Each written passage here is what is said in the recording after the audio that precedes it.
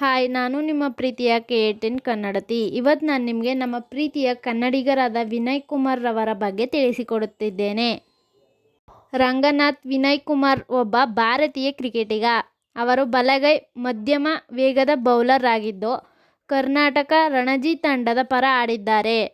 Vinay Kumar ರವರನ್ನು Davanagere express ಎಂದು ಕರೆಯುತ್ತಾರೆ.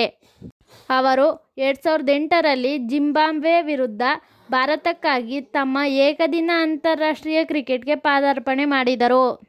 February 12, 1984ರಂದು ಜನಿಸಿದರು.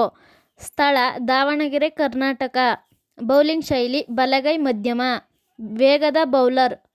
ಅಂತಾರಾಷ್ಟ್ರೀಯ ಕ್ರಿಕೆಟ್ 2008ರಲ್ಲಿ ಜಿಂಬಾಬ್ವೆ ವಿರುದ್ಧ ಚೊಚ್ಚಲ ಪ್ರವೇಶ ಮಾಡಿದರು. ವೃತ್ತಿಜೀವನದಲ್ಲಿ 19 ಏಕದಿನ ಪಂದ್ಯಗಳನ್ನು ಆಡಿದ್ದಾರೆ. ದಾವಣಗೆರೆ ಎಕ್ಸ್‌ಪ್ರೆಸ್ ಎಂಬ ಹೆಸರು ಅವರ ಹುಟ್ಟೂರಾದ ದಾವಣಗೆರೆಯಿಂದ ಈ ಹೆಸರು ಬಂದಿದೆ. ದೇಶೀಯ ಋತುವಿನಲ್ಲಿ ಅತ್ಯಂತ ಹೆಚ್ಚು ವಿಕೆಟ್ ಪಡೆದ ಬೌಲರ್ಗಳಲ್ಲಿ ಒಬ್ಬರಾಗಿದ್ದಾರೆ. 2008ರ ಇಂಡಿಯನ್ ಪ್ರೀಮಿಯರ್ ಲೀಗ್ IPLಗಾಗಿ ರಾಯಲ್ ಚಾಲೆಂಜರ್ಸ್ ಬೆಂಗಳೂರು RCB ತಂಡಕ್ಕೆ ಸಹಿ ಹಾಕಿದರು. ಫೆಬ್ರವರಿ 2021ರಲ್ಲಿ ವೃತ್ತಿಪರ ಕ್ರಿಕೆಟ್ನಿಂದ ನಿವೃತ್ತಿ ಘೋಷಿಸಿದರು. ಕರ್ನಾಟಕ ಕ್ರಿಕೆಟ್ ಅಭಿವೃದ್ಧಿಗೆ ಕೊಡುಗೆ ನೀಡಲು ಉತ್ಸುಕರಾಗಿದ್ದಾರೆ. ಕೋಚಿಂಗ್ ಅಥವಾ ಇತರ ಮಾರ್ಗಗಳ ಮೂಲಕ. ಪ್ರಮುಖ ಸಾಧನೆಗಳು ಮತ್ತು ದಾಖಲೆಗಳು.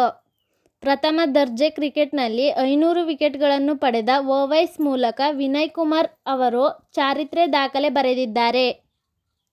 ಇವರು ಕರ್ನಾಟಕ ಕ್ರಿಕೆಟ್ ತಂಡದ ನಾಯಕರಾಗಿಯೂ ಸೇವೆ ಸಲ್ಲಿಸಿದ್ದಾರೆ. IPL ಇಂಡಿಯನ್ ಪ್ರೀಮಿಯರ್ ಲೀಗ್ನಲ್ಲಿ ರಾಯಲ್ ಚಾಲೆಂಜರ್ಸ್ ಬೆಂಗಳೂರು RCB ತಂಡದ ಪರ ಆಡಿದ್ದಾರೆ. ಇವರ ಶಿಕ್ಷಣ. ವಿನಯ್ ಕುಮಾರ್ ಅವರು ದಾವಣಗೆರೆಯ ಸರ್ಕಾರಿ ಶಾಲೆಯಲ್ಲಿ ಓದಿದ ನಂತರ ARG ಕಲಾ ಮತ್ತು ವಾಣಿಜ್ಯ ಕಾಲೇಜಿನಿಂದ ವಾಣಿಜ್ಯ ಪದವಿ ಪಡೆದಿದ್ದಾರೆ.